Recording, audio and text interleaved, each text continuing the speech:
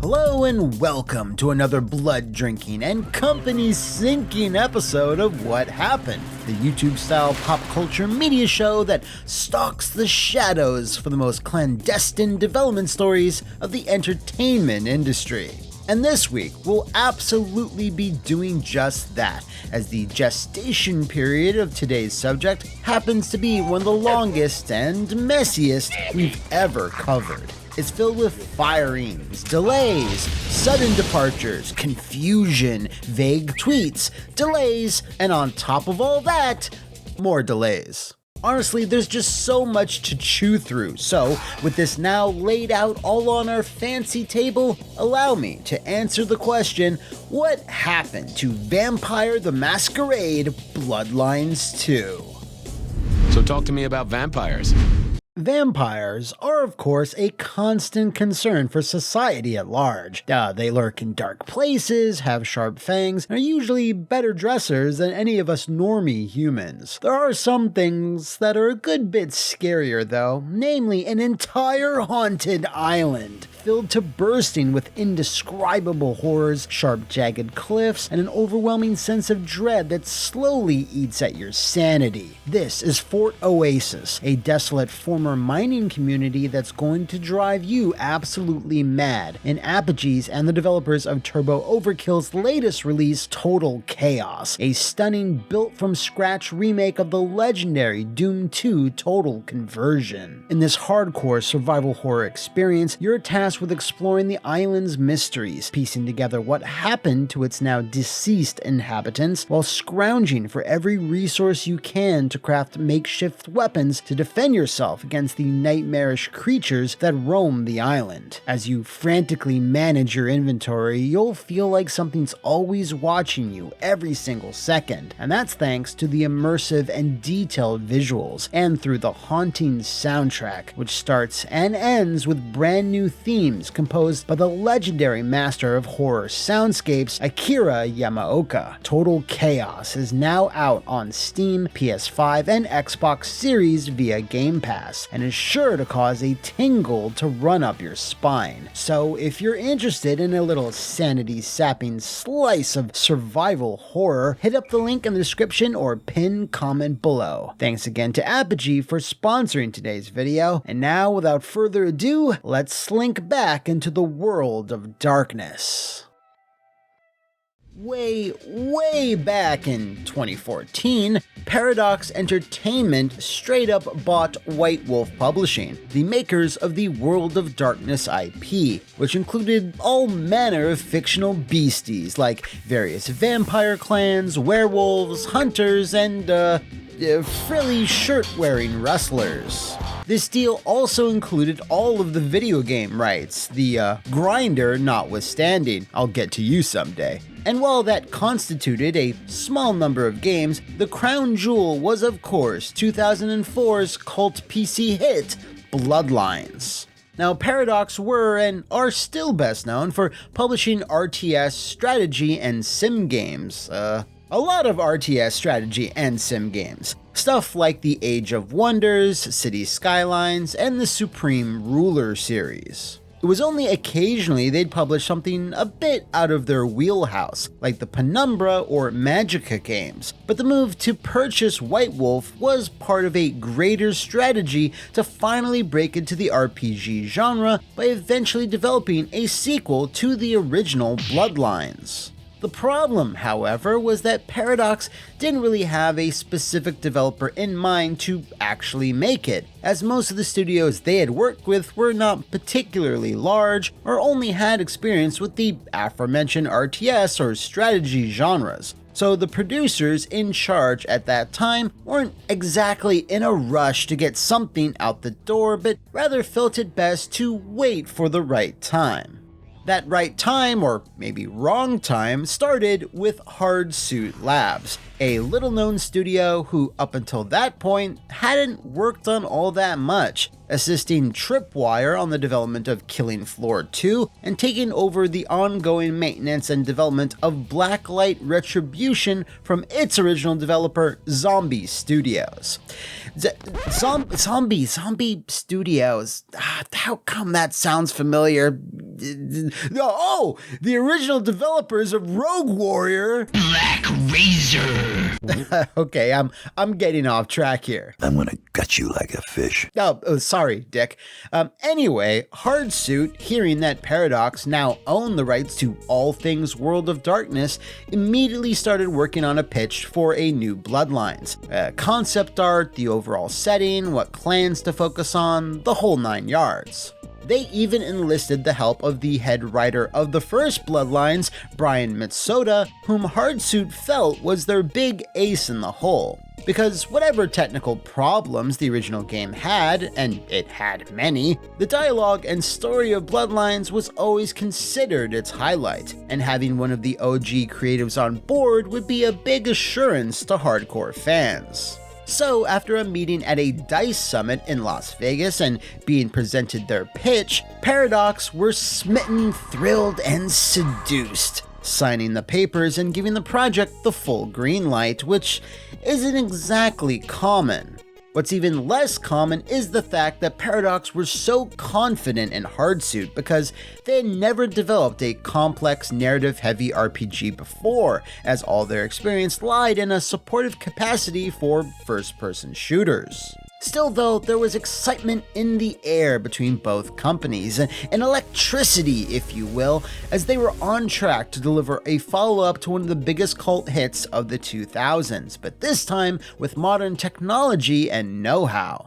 Everything therefore started to move rather quickly, with Hardsuit immediately throwing themselves into the work, and Paradox backing them every step of the way. So much so that in 2018, before it was ever even announced that they were cooking up a sequel to Bloodlines, Paradox bought 33% of the Seattle-based developer, amounting to a $2 million investment. This, of course, meant that Paradox had only the highest amount of confidence and pride in their choice. I mean, why else would you do such a thing? Hardsuit decided very early on that the game should take place in their own backyard, and would therefore embrace the underground scene of Seattle, something they would fully commit with the game's codename being Project Frasier, due to the tossed salads and scrambled eggs phenomenon.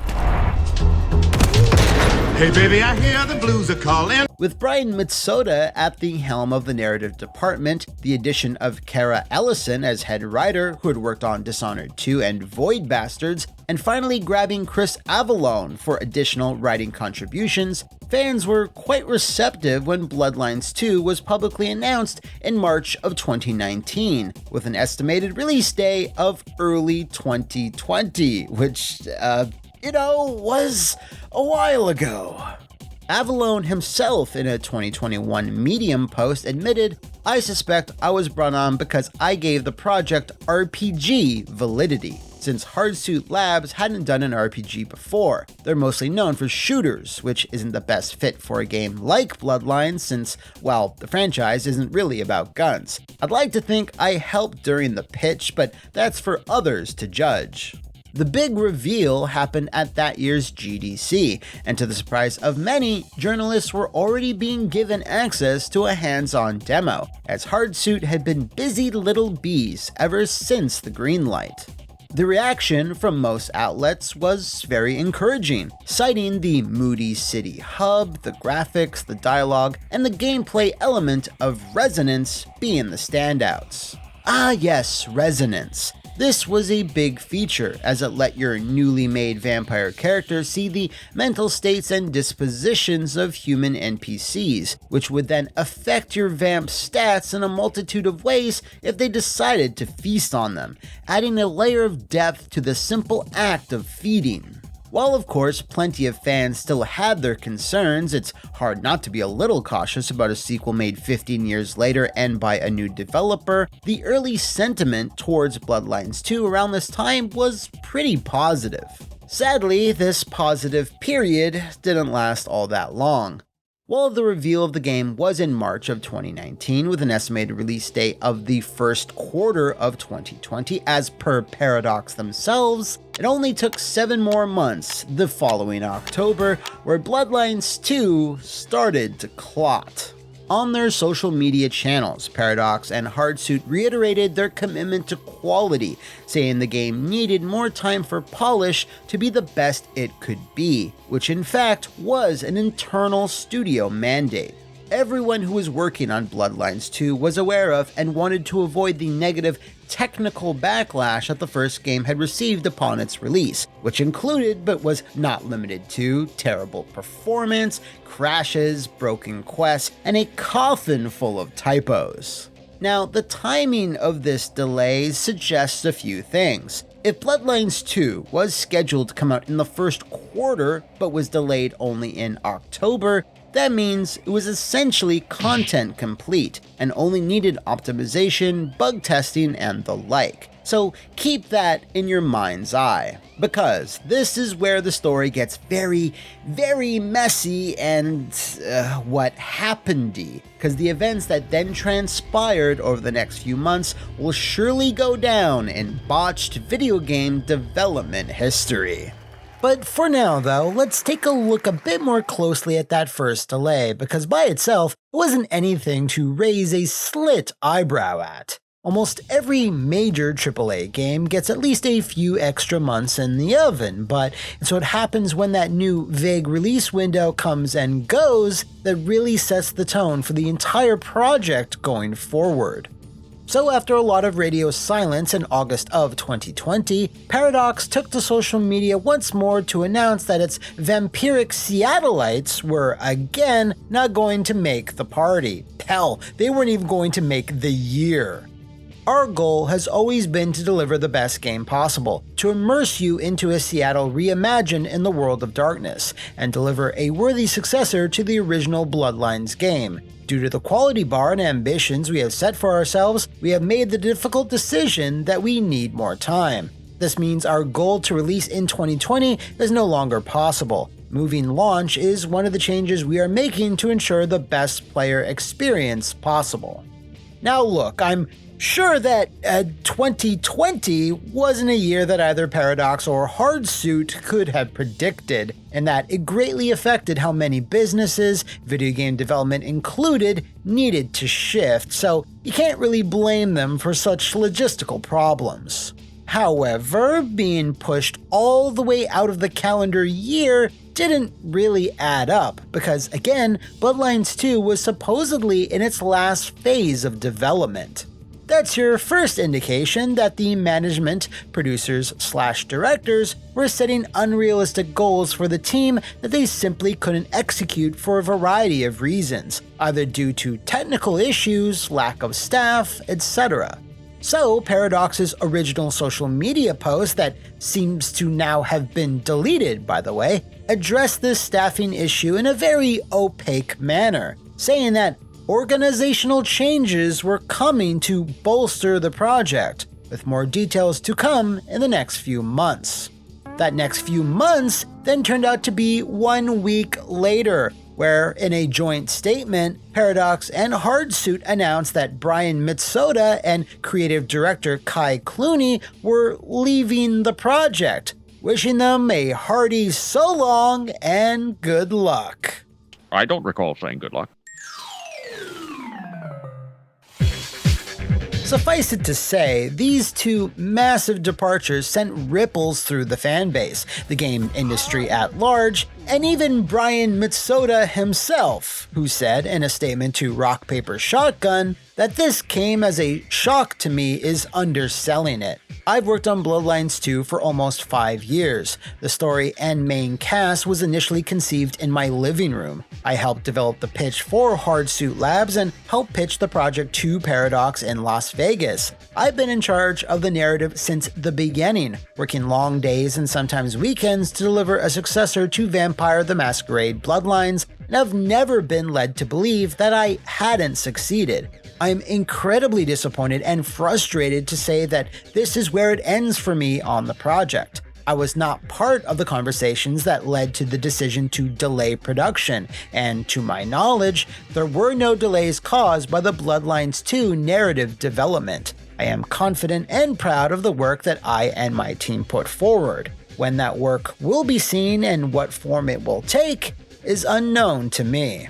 While Brian's sudden removal was obviously a blow to fans and to the reputation of the project, the fact is that when a title is indeed nearing the end of its development and you're just in the process of fixing bugs and improving technical performance, you don't necessarily need a head of narrative on the payroll. Sucks to hear, of course, but sometimes that's the reality.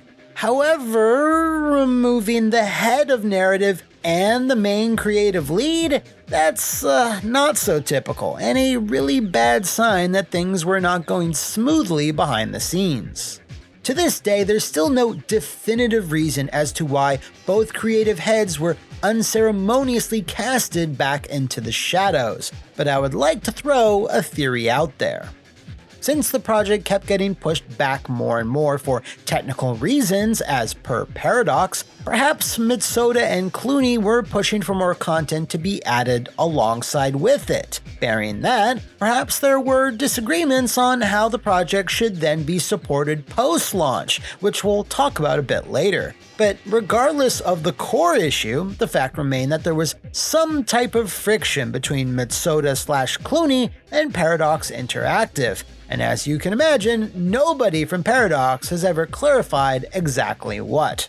Unfortunately though, the bad vibes kept a-comin', as just 2 months after the firing of Mitsoda and Clooney, Bloodline 2's main writer, Kara Ellison, also suddenly departed. So, nobody knew, on the outside at least, what the hell was going on, but we are getting a bit closer to piecing together a partial picture of it.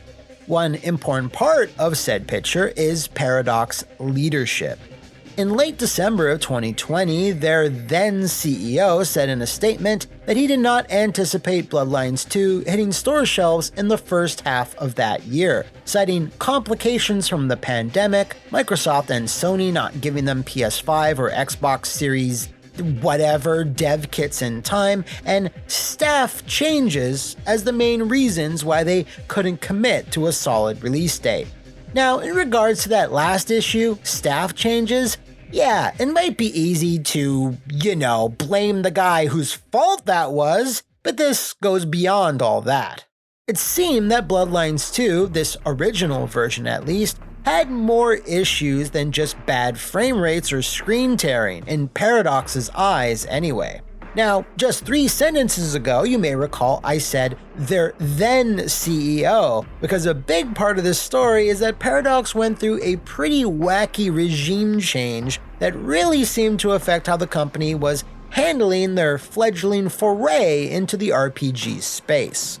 Basically, they had 2 individuals who were constantly trading places, with one replacing the other and vice versa, which is, a pretty stupid way to run your company. But suffice it to say, nobody really likes inheriting somebody else's project.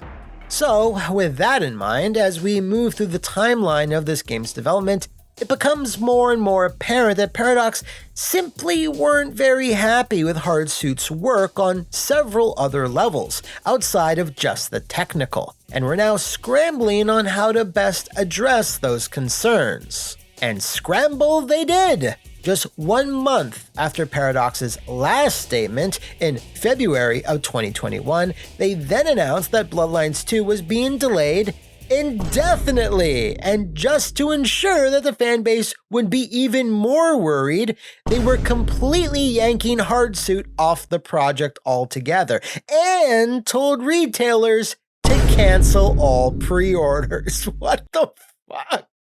In a social media post that again seems to have been deleted, Paradox stated in the vaguest way possible, "We have made the hard decision that Hardsuit Labs will no longer be leading the development of Bloodlines 2, which also means that we will not be releasing in 2021 as previously planned." Now, pause. Breathe. and let's all collectively enter our mind palaces and remember it was Hardsuit Labs that had pitched to Paradox, and it was Paradox who were so blown away by their vision that they bought 33% of the studio and then just dropped them, and then just as quickly were seduced by another very similar developer. See, not too long after this atomic bomb of an announcement went off, Paradox said they had already found another studio to carry on the work. They just didn't want to name them so as not to distract them from their very secretive task.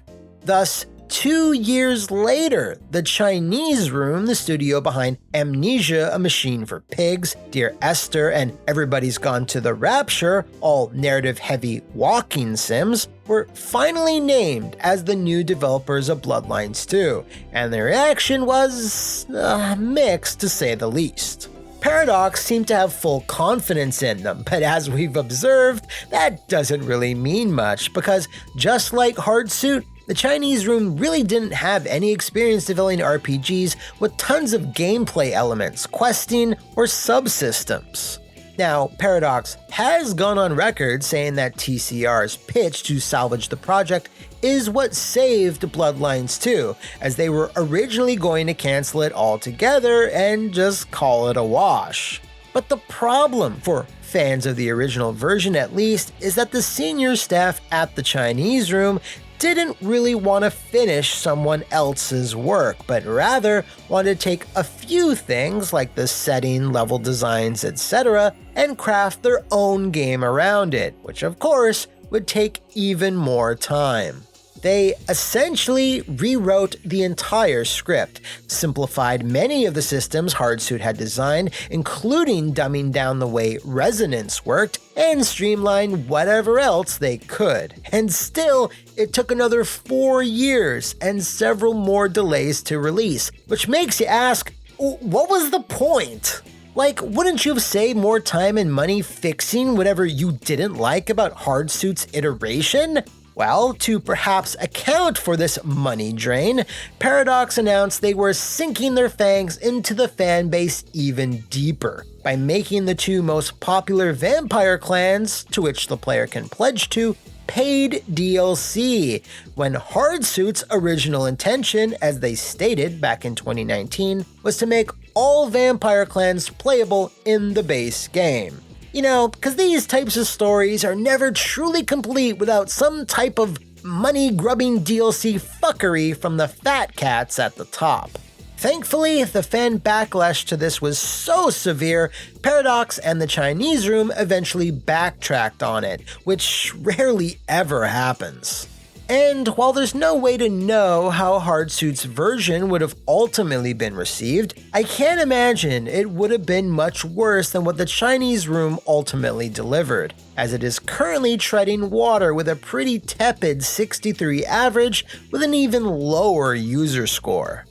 And while the final release version isn't anywhere close to the broken technical mess that 2004's Bloodlines was, everything else seems like it's taking a step back, playing much closer to a number of modern action games with a few RPG tropes superficially tacked on, along with some very trite dialogue and an unengaging story which has failed to charm the hardcore fans of the original.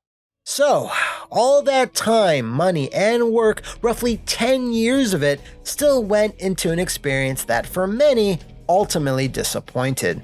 And while there's no hard numbers yet, it did launch on Steam as the number 4 bestseller, which is certainly not a bad start, but considering its reception is still mixed over there, it's unlikely to see any sort of long tail. Mercifully though, Hardsuit Labs is still around, as they were sold to something called Keywords Studios back in May of 2023, so at least that's a refreshing change from the usual endings of the stories we cover. Brian Mitsoda said he's working hard on an unannounced AAA title, in addition to contributing to a 2.5D action game by the name of Mandragora. And as for Paradox, Well, after a few snippy interview comments throughout 2024 where they seemed to vaguely indicate that Hardsuit were simply not delivering what was promised, as well as stating they didn't see much point in developing single-player RPGs because you apparently can't support them with loads of DLC, they claim that they no longer have any interest in developing any more role-playing games in the immediate future, or much more likely, ever again. Paradox's new CEO even stated that if Bloodlines 3 was ever going to be considered, they'd simply license the IP to whoever wants it and step back from any active development or publishing, which is great to hear because they clearly have absolutely no clue what they are doing. In my humble opinion. And in your humble opinion, do let me know what other blood-draining stories from the video game or movie industries you'd like to see in the future, either in the comments below or over on the rainy streets of my social media. See you next time, and thanks for watching!